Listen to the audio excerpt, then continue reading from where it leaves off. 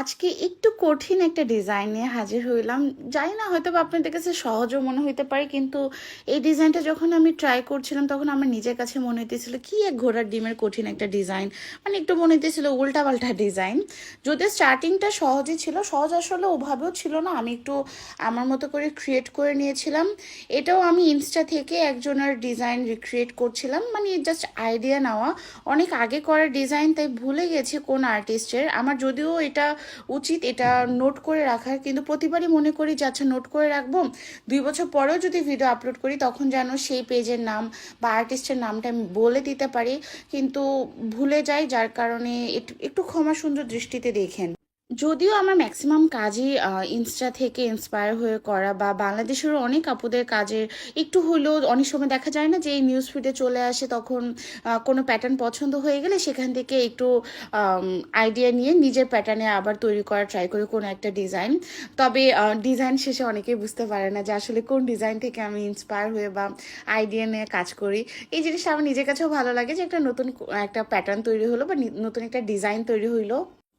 সচরাচর হাতে আমরা যেভাবে ডিজাইন করে আজকে এখানে একটু ডিফারেন্ট টাইপের মনে হলো যে আছে একটা ট্রাই করি। হাত নষ্ট হলে হোক, এটা মাহমুদার হাতে করে দিতেছিলাম। ও জানে যে ওর হাতে নিয়ে বা আমার এখানে যেসব আপুরা পার্সেল রেডিতে আছে বা মেহেদি রেডি করছে, তো তাদের হাতটা আমার কাছে একটা ওপেন ক্যানভাস, যে সেখানে আমি আমার যত ধরনের এক্সপেরিমেন্টাল জিনিসপত্র সেখানে ট্রাই করতে পারি।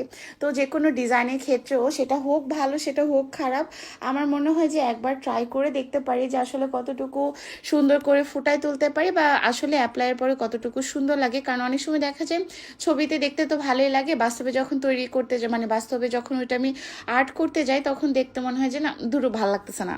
এই ডিজাইনটা যখন আমি স্টার্ট করি ওই টাইমটাতে না, ও হচ্ছে দেখতেছিল যে কোন ডিজাইন দেখে আমি ডিজাইন করব। তো মাহমুদা পরে বোঝা মানে ওর ফেসের এক্সপ্রেশন দেখে বোঝা যাচ্ছিল যে ওর কাছে অতটা ভালো লাগতেছে না, কিন্তু বেচারি আমাকে চাইলেও বলতে পারতেছে না যে আপু এই ডিজাইন না দিয়ে অন্য ডিজাইন দাও। তো আমি নিজে থেকে ওকে বলি যে আচ্ছা মুখটা আগে তেরাবাঁকা করিস না, দেখ আমি একটু করি দেখি কেমন হয়, সবসময় তো মন মতোই দিস, আজকে একটু না হয় ডিফারেন্ট কিছু দিই। পরে যাই হোক ওভারঅল ডিজাইন করার পরে ও বলতেছে যে না ঠিক আছে, অতটাও খারাপ হয়নি, কিন্তু আসলে একটু সচরাচর যেরকম আমরা ডিজাইন করি তার থেকে আজকের ডিজাইনটি একটু আলাদা। আপনাদের কাছে ডিজাইনটা কেমন লাগছে অবশ্যই জানাবেন।